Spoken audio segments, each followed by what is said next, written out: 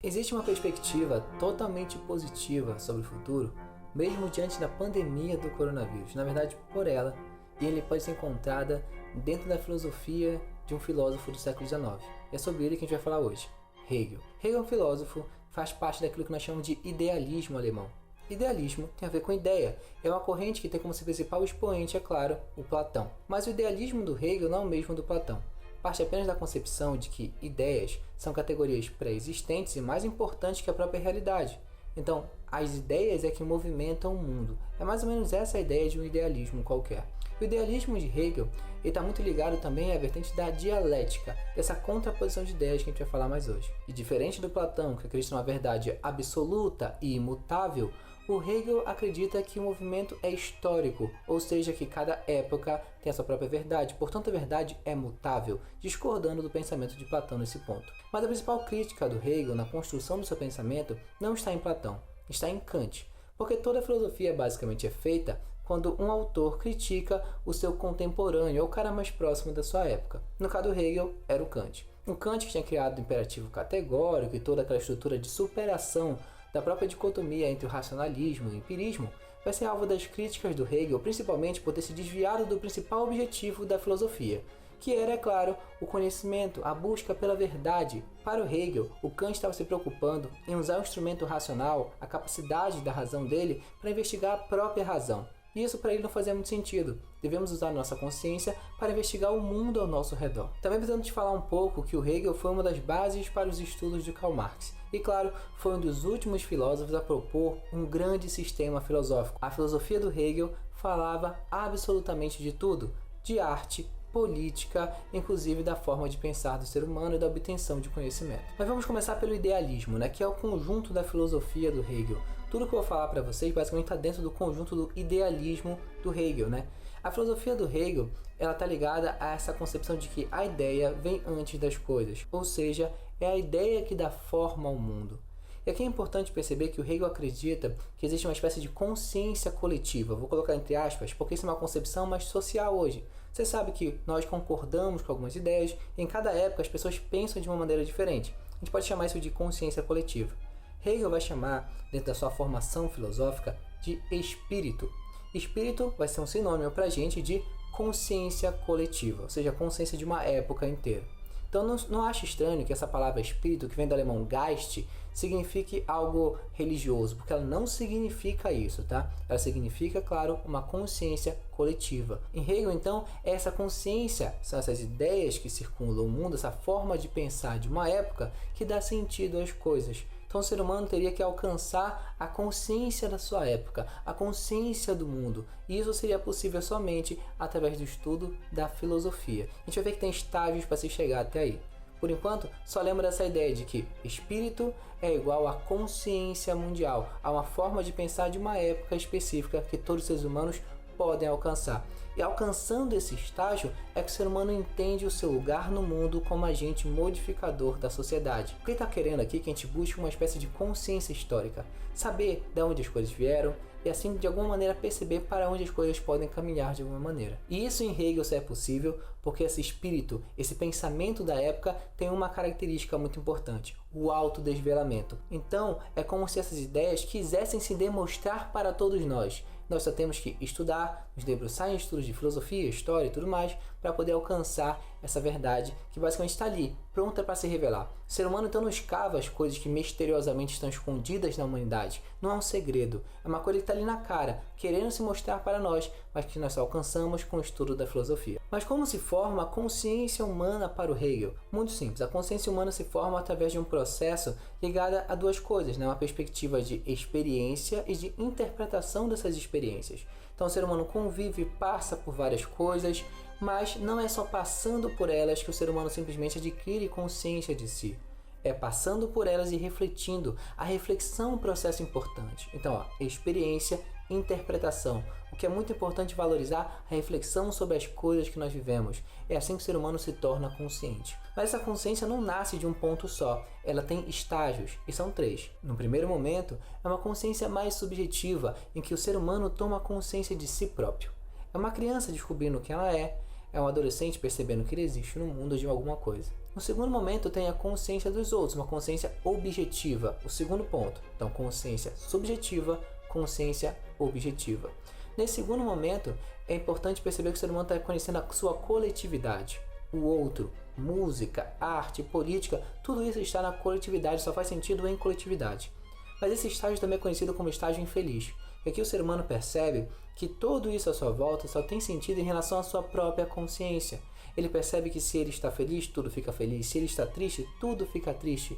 É quase que como se houvesse uma impossibilidade de alcançar plenamente os outros em si, como se eles não fossem uma coisa. E aí, existe uma volta, que é o terceiro estágio, para o Hegel somente alcançado através do estudo da filosofia, que é o estágio absoluto, ou espírito absoluto, que é aquele estágio de consciência geral, em que o ser humano ele volta a si mesmo, percebe? Primeiro ele era percebendo a ele, no primeiro estágio, depois ele conhecia a coletividade, mas agora está voltando a si. Não de uma maneira egoísta, reconhecendo-se como indivíduo dentro da coletividade, percebendo que ele é um ser capaz de mudar o mundo. Existem locais onde ele pode mudar o mundo. E aí ele percebe que ele pode mudar e a melhor das coisas, ele decide mudar. Esse ser consciente é chamado de estágio consciência absoluta para o Hegel. É muito interessante perceber que o que ele está dizendo aqui é que o cara estudou história, percebeu que as transformações do mundo acontecem de maneira histórica, quem está no poder, quem não está, e percebe que pode se mudar, não cometendo os mesmos erros do passado. Essa consciência histórica, o Hegel está chamando aqui de consciência absoluta. E seria, claro, o último estágio da consciência humana para o Hegel. É como se você aqui tivesse ligado diretamente com o espírito do seu tempo, entendendo as coisas como elas realmente são. É como se tivesse dado um zoom assim, entendendo toda a sociedade brasileira de uma vez só. Entender o espírito do seu tempo no Brasil seria entender como a dinâmica da política está funcionando e assim poder modificar a sociedade. Lembra disso? É importante que a ação do sujeito esteja ligada a essa consciência. A sociedade para o Hegel seria formada a partir de uma relação dialética, de contradição, que eu vou elaborar um pouquinho mais tarde. Mas a princípio, os seres humanos tentam um escravizar ao outro, um bater no outro. Eu tenho ideias contrárias. E essas ideias contrárias em sociedade só podem se harmonizar, só podem ser superadas com a criação de uma instituição superior, que seria o Estado, o governo. Então o governo nasce para o Hegel para poder quebrar um pouco, para poder manter o controle diante das diversas disputas que os indivíduos têm. Basicamente, posso lembrar aqui um pouquinho do Thomas Hobbes, estaríamos no estado de guerra, cada um matando um ao outro, e o Estado surge para poder dar uma tranquilidade aqui nessa situação. Então, Hegel, o Estado surge para controlar os problemas individuais, que cada um tem uma ideia diferente do mundo, e de alguma maneira o Estado cria um meio termo, cria um meio de convivência. Os seres humanos, como eu te disse, tentam um escravizar o outro, naquilo que o Hegel chamava de dialética do senhor e do escravo. As formações de todas as sociedades, até a época de Hegel, tinham sido marcadas por isso. Sociedades que tentavam uma escravizar a outra. Os mais fortes acabavam escravizando os mais fracos. E os mais fracos acabavam cedendo por medo da morte. E aqui é importante perceber que nessa situação, no Hegel, ele entendia que nem o lado do senhor e nem o lado do escravo ficava satisfeito. Os dois estavam insatisfeitos nessa relação.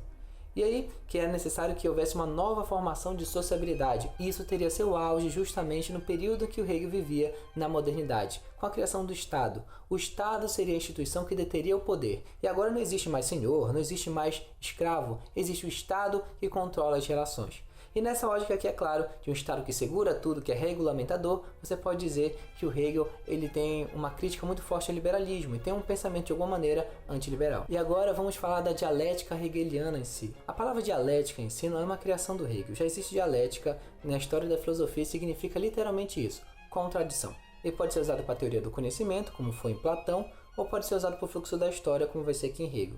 A questão não é que o Hegel inventou a dialética, é que ele tem uma dialética específica. A dialética do Hegel está ligada à forma como o mundo anda. Para o Hegel, a história é um processo, e esse processo caminha com o motor. O motor desse processo é um motor dialético, ou seja, de contradição. Então a história não é linear, ela não sai avançando, pensando um pouco em Augusto Comte, ela não é progressiva. A história é uma questão de luta constante de opostos. Eu tenho uma hora uma corrente, depois eu vou ter o inverso dessa corrente, e depois no futuro eu vou ter uma relação mais de harmonia entre esses dois pontos. Vai chegar a uma espécie de conciliação. É isso que nós chamamos de dialética. A dialética geralmente é dividida em 3 processos, O primeiro processo que é a tese, o segundo que é a antítese, ou seja, o inverso da ideia primeira, e o final que é a síntese, que é a contraposição ou a soma das duas ideias. Então é só você pensar que de alguma maneira, se a gente for pensar no futuro de um país qualquer, pensa num país que no primeiro momento elegeu um presidente, e esse presidente escolheu o rumo da esquerda, um pensamento de esquerda. A gente pode dizer que com certeza no futuro ele vai tender para a direita. A população vai escolher alguém de direita. E logo depois a gente vai ter alguém mais ao centro, ou alguém que vai conciliar um pouquinho mais os dois lados. Pode ser alguém que ainda seja de direita, ou alguém que ainda seja de esquerda, mas que vai ser menos radical que os outros dois. A ideia é que a história é construída a partir de extremos que depois acabam se moderando na frente. Não é uma moderação perfeita, tá? Ninguém está falando que existe um equilíbrio perfeito na história. E sim que a história é feita de contradições. Sempre foi assim.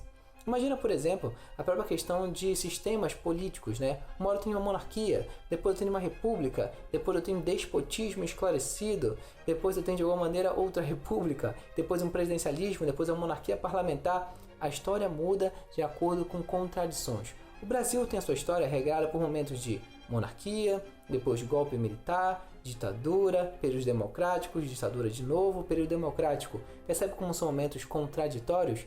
É porque a história se movimenta de forma dialética para o Hegel. E é aqui que a gente usa o gancho lá do início da aula. Se a história é dialética, significa dizer que mesmo no momento da pandemia eu posso ser positivo, eu posso pensar numa perspectiva otimista do futuro.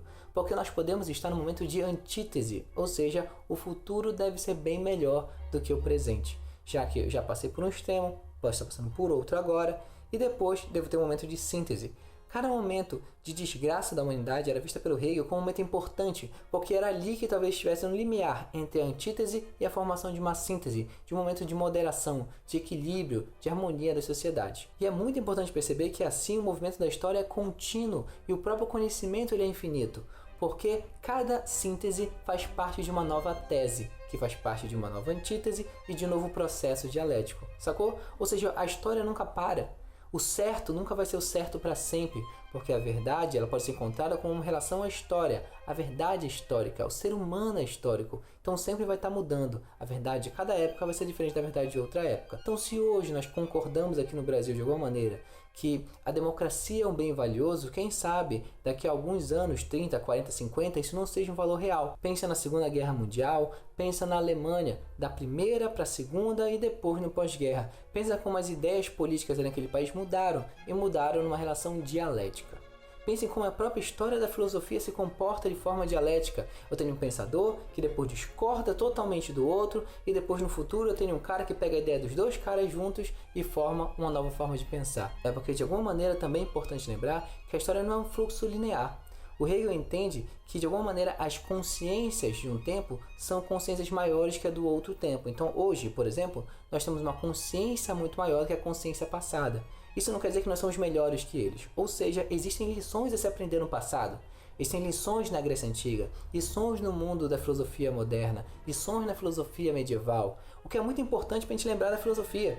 Porque assim a gente vai entender que a filosofia não é de hoje, que é totalmente melhor do que todas as outras eras. Não! Cada pensador da filosofia pode te ajudar ainda hoje em momentos específicos da humanidade. Mas que fique bem claro, essa dialética, essa contraposição que eu estou falando aqui é acima de tudo com base no idealismo. Portanto, uma dialética é uma contradição de ideias. Então o que acontece para o Hegel é um choque acima de tudo de ideias. Essas ideias se chocam, formam ideias novas e essas ideias é que impactam o mundo. Se essas ideias impactam o mundo, o motor da história é todo idealizado, é todo por consciências. Ou seja, eu tenho uma luta de pensamentos. Essa luta de pensamentos acontece, as pessoas chegam a uma conclusão em um determinado momento da história e elas criam uma transformação no mundo. Eu posso te falar, por exemplo, que existiu uma briga ali constante entre os pensadores da Idade Média e depois de um tempo essa briga foi vencida e houve um pensamento moderno, essa divergência com a igreja. E a partir dessa divergência houve a construção de uma sociedade moderna. É isso que o Hegel acredita, ou seja, as ideias acabam ajudando a formar o mundo. A arte Hegel é muito interessante. Para ele a arte não é um objetivo em si. A arte não é uma coisa que existe com uma fundamentação específica, ou seja, eu vou lá olhar um quadro porque o quadro é belo simplesmente. Não. A arte tem um objetivo. O objetivo da arte é realçar, deixar em tons mais intensos as coisas do cotidiano que talvez o ser humano não percebesse. Então imagina que eu posso ouvir notícias sobre guerra, sobre a própria pandemia do coronavírus ou sobre a fome mundial. Eu posso não prestar atenção nessas coisas. E aí que a arte, ela ressalta coisas do cotidiano. Ela não cria coisas novas, entende? Ela apenas vai destacar coisas que eu deveria ter percebido, mas eu não consigo perceber pela própria função do cotidiano. Então a arte ressalta justiça, empatia, coragem. Então em Hegel, o ser humano é um ser histórico, ou seja, é um ser que muda de acordo com o seu tempo, um ser que pode apreender apenas a sua realidade. A verdade, portanto, é mutável, como eu te falei antes.